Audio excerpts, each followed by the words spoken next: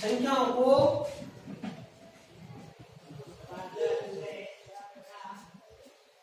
एक तो पूछता है विस्तारित रूप में लिखना,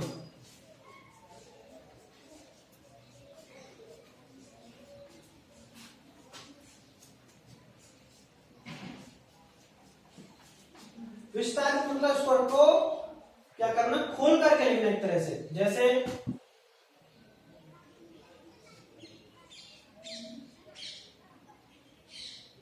ये लिख दिया मैंने 5436, इसको विस्तारित रूप में लिखना है। तो सब हमको कुछ नहीं करना, एक बेसिक तरीका है याद रखने के लिए। क्या करना है हमको विस्तारित रूप में लिखने के लिए बच्चों, सबसे पहले क्या लिख रहा है, इधर से चालू करना है 5। इसके बाद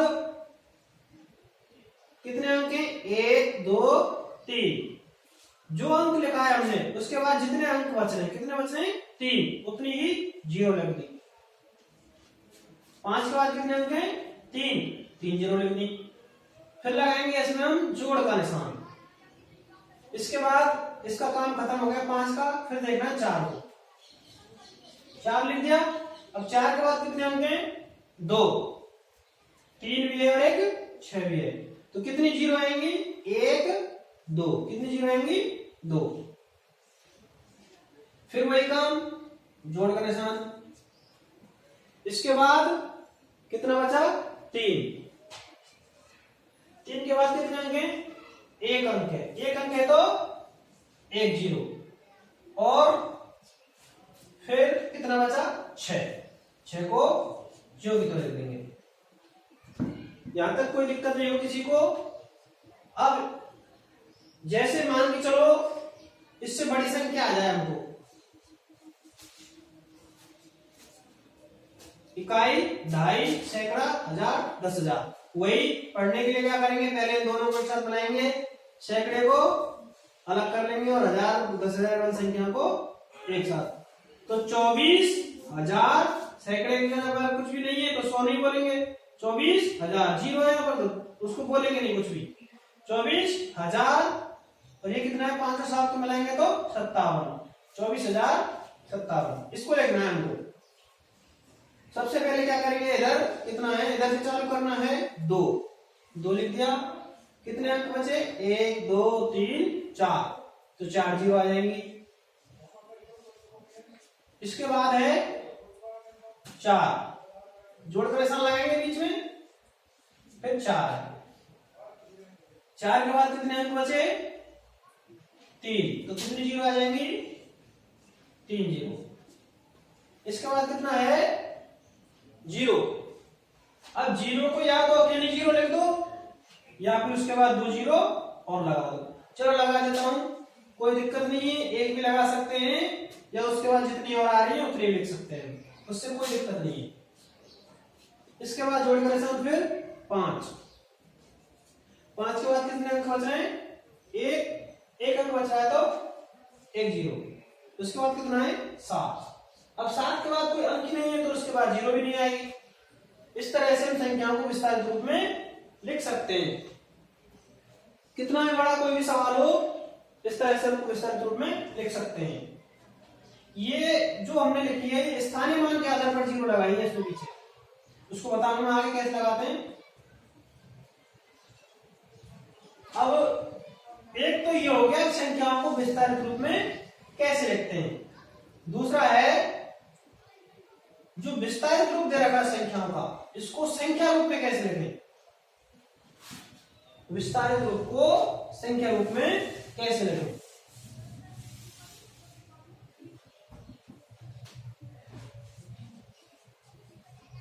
विस्तारित रूप को संख्या रूप में कैसे लिखें, ये सवाल भी बनते हैं इस तरह के भी। तो सबसे पहले क्या करेंगे, विस्तारित रूप दिया होगा हमारे लिए सवालों में जो किताब में दे रखा है, मैं आपको उदाहरण बता रहा हूं बस।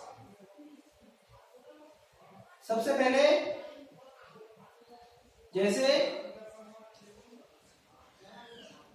विस्तारित रूप दे दिया, इस तरह से आएगा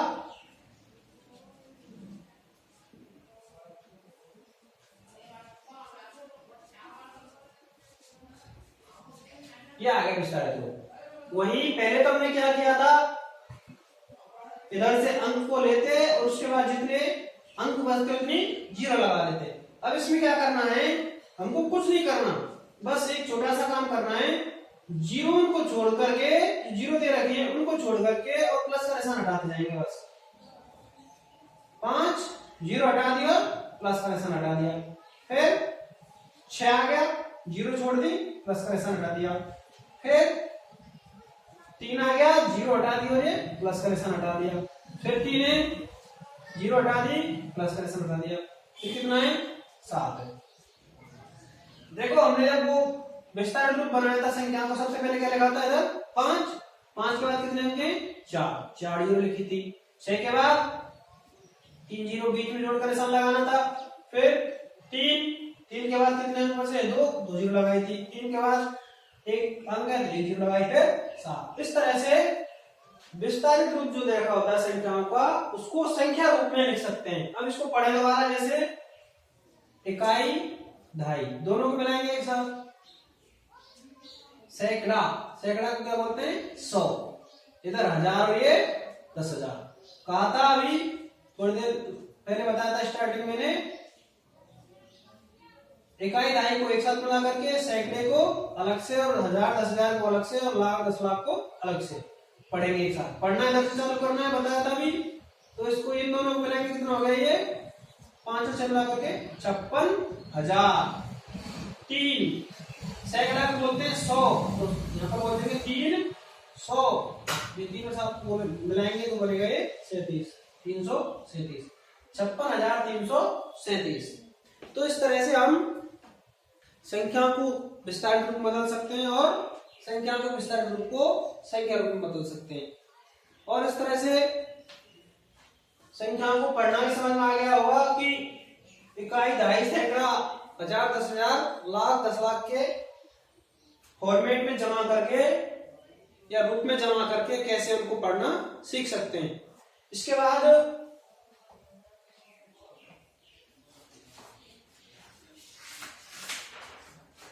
विस्तारित रूप के बाद में रखा है इसमें स्थानीय मान। स्थानीय मान और एक जातीय मान, दो चीजें होती हैं, एक होता है स्थानीय मान और एक होता है जातीय मान।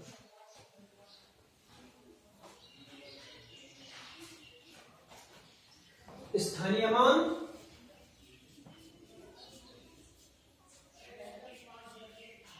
इसको बोलते हैं हम प्लेस वैल्यू, इंग्लिश में बोलते हैं प्लेस वैल्यू। एक होता है जातीय मान, इसको फेस वैल्यू या लोकल वैल्यू बोलेंगे। स्थानीय मान को देखो, सबसे पहले समझने के लिए क्या करेंगे हम, स्थानीय मान मतलब होता है कौन सी जो संख्या दे रखी है उस संख्या में कौन सा अंक इकाई दहाई सैकड़ा 1000 10,000 कौन से स्थान पर दे रखा है, वही स्थानीय मान के आधार पर पता चलता है। देखते हैं, जैसे संख्या लिखी हमने 543। अब इसमें सवाल पूछेगा कैसे, दी गई संख्या के समस्त अंकों का या सभी अंकों का स्थानीय मान ज्ञात करो। तो कैसे करेंगे, इसके लिए सबसे पहले लिखेंगे, जैसे हम इधर से लिखना चालू कर रहे हैं, 5 का स्थानीय मान, इकाई दहाई सैकड़ा, 5 कौन सा जगह पर है, सैकड़े की जगह। बचे कितने यहां पर पीछे अंक 2, जिस अंक का पूछ रहा है उसको यहां से लिख देंगे सबसे पहले, और उसके बाद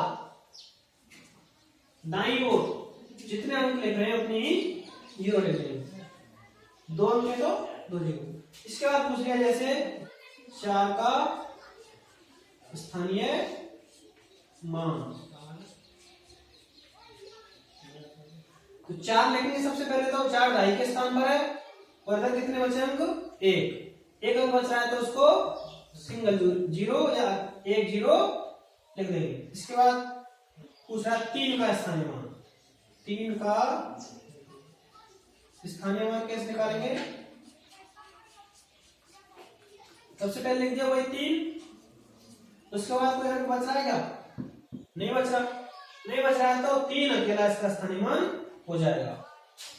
ऐसे ही कितनी भी बड़ी कोई संख्या दे रखी है उसका इसी तरह से हम स्थानीय मान निकाल सकते हैं। जैसे एक सवाल और बन जाता है इसमें, जैसे दी गई संख्या में मध्य वाले या बीच वाले अंक का स्थानीय मान क्या होगा? मध्य मतलब बीचों बीच में 1 2 3 अंक के बीच का कौन सा होगा? इसमें इधर भी एक छोड़ देंगे, इधर भी एक छोड़ देंगे, कितना बचा? 4। तो 4 का स्थानीय मान कितना हो गया? 4। तो ये हो गया और उसके बाद कितना अंक है? 1 0 40। 4 का स्थानीय मान कितना हो गया? 40। अब जैसे एक सवाल बड़ा लगते हैं हम,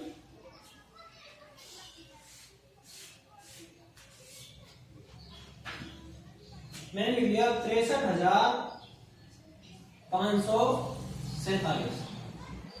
अब इसमें पूछ लिया उसने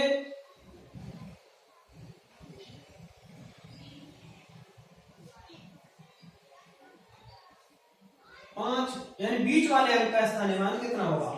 तो बीच वाला अंक कौन सा है? बीच का मतलब होता है दोनों बगल उसके बराबर अंक रहने चाहिए, इधर भी 2 इधर भी 2। तो कौन सा आ गया? 5। 5 का स्थानीय मान निकालेंगे, क्या करेंगे? 5 कितने अंक के दाईं ओर? 1 2, कितना हो गया? 500। इसके बाद जैसे किसी भी अंक का पूछ सकता है, इसमें 6 का पूछेगा तो 6 का स्थानीय मान कितने अंक?